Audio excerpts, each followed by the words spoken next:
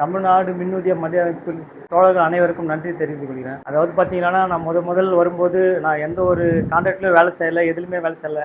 நான் வந்து டைரெக்டாக தான் உள்ளே வந்தேன். உள்ளே வரும்போது அவர் தண்டபாணின்றவர் தான் வந்து முதல்ல நம்ம சங்கத்தில் சேரணும் அப்படின்னு சொன்னாப்புல. அவர் வந்து பேசினார். அதுக்கப்புறமா எங்கள் செக்ஷன்லேயே ஒருத்தர் வந்து சம்மேளப்பட்ட ஒருத்தர் அவர் வந்து என்ன சொன்னார், எல்லையாக இருக்கார். அவர் என்ன சொன்னாருன்னா, அங்கெல்லாம் போக வேணாம், எங்கத்துல இருங்கன்னு சொல்லிட்டு எங்களை ஒரே மாதிரி இது மாதிரி பண்ணார். சரி, நான் கொஞ்ச நாள் என்ன பண்ணோம், சரி என்னன்னு சொல்லிட்டு அவரே என்ன சொல்றது இது பண்ணி இதில் இருக்கணும் அப்படின்ற மாதிரி பேசினார். சரின்னு சொல்லிட்டு நாங்களும் அப்படியே இருந்தோம்.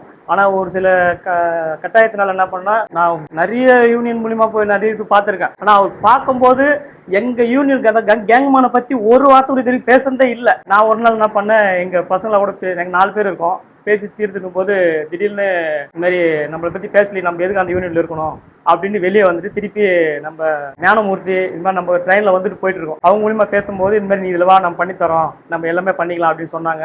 அதுக்கப்புறமா உள்ள இப்படி வந்துட்டு நம்ம பேசிட்டு செஞ்சுட்டு இருந்தோம். அதுக்கப்புறம் ஃபுல்லாகவே நம்ம கேங்மேனை பற்றி தான் முழுக்க இதில் பேசி மொத்தமாகவே நம்ம எல்லா ஒரு இதுவும் பண்ணாங்க. அதே மாதிரி வேலை செஞ்சுட்டு இருக்கும்போது எனக்கு ஒரு இன்சிடென்ட் ஆயிடுச்சு.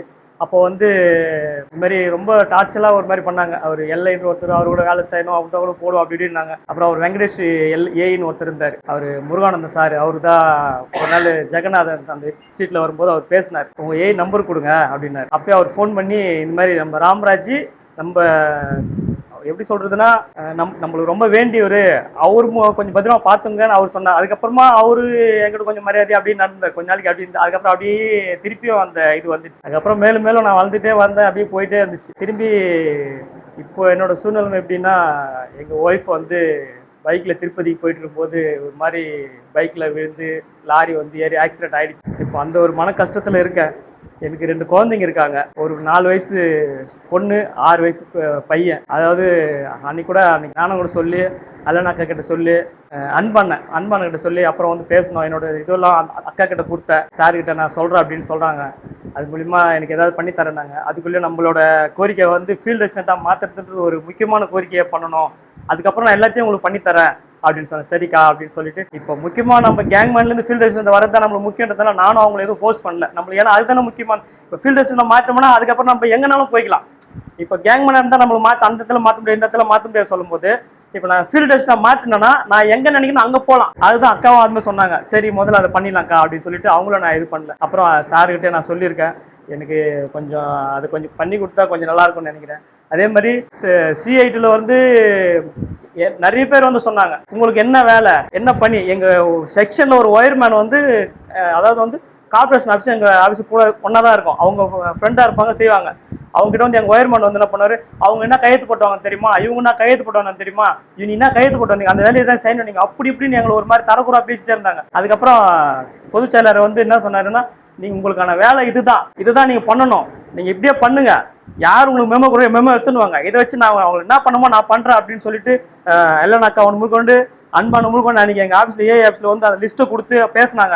அன்னிலிருந்து நாங்கள் 1 மாதம் வந்து வேலையை செய்யலை. அதுக்கப்புறம் என்ன சொன்னாங்க, நீங்கள் சும்மா வந்துட்டு போவீங்களா அப்படி இப்படின்னாங்க. அது பெரிய பிரச்சனையாகவே போயிட்டு இருந்தது. இந்த மாதிரி பிரச்சனை எல்லாம் போகும்போது அப்போனா அவங்கள என்னை கேவலமாக பேசணுங்களா கூப்பிட்டு ஒரு நிற்க வச்சு கேட்டேன், நான் கேங்மேனில் வந்தேனீங்களே, நான் கையெழுத்து போட்டு வந்தேனீங்களே, இன்னைக்கு நான் என்ன கையெழுத்து போட்டேன்னு உங்களுக்கு தெரியுதா, நீ நான் கையெழுத்து போட்டு தெரியும், என் மேலே ஆக்ஷன் எடுக்க வேண்டியது, மெமோ கூட கொடுக்க வேண்டியது, டி ஆஃபீஸ்லேருந்து ஏடி ஆஃபீஸ்லேருந்து எங்கள் செக்ஷன் வரைக்கும் நீங்களும் வேலை செய்ய தான் இருக்கிறோம், ஏதாவது பண்ண முடிஞ்சா பார்த்தீங்களா, இப்போ தெரியுமா நான் என்ன வேலையில் இருக்குன்றத அப்படின்றது எல்லாருக்கும் நான் அவ்வளோ தெளிவாக அவங்கள முறைச்சி அவங்கள இதுவாக பேசுறதுன்னா அது காரணம் சிஐடி சங்கமாக தான் இருந்துச்சு. முக்கியமாக அந்த அளவுக்கு நான் எப்படி சொல்றது, அதுக்கப்புறம் அவங்களால பேசவே முடியல, அவ்வளோ ஒரு கான்ஃபிடென்ட்டாக அவங்களோட எப்படி சொல்றது, என்னோட வயசில் பெரியவங்க, ஆனால் அவங்களே நான் மிரட்டுற மாதிரி பேசினேன். இப்போ எதனா பண்ண முடிஞ்சா பத்தியா, இப்போ பேச சொல்லுங்க, உங்க ஒயர்மேனை பேச சொல்லுங்க பாலாம், உங்க ஃப்ரெண்டு தானே அவர் பேச சொல்லுங்க பாலாம், எல்லை பேச சொல்லுங்க அப்படின்னு சொல்லிட்டு நான் மிரட்டிக்கிட்டே இது பண்ணேன். அந்த மாதிரி எல்லாரும் வந்து இப்போ ராஜ்குமார்னு ஒருத்தர் கோயம்புத்தூர்லேருந்து வந்தார்.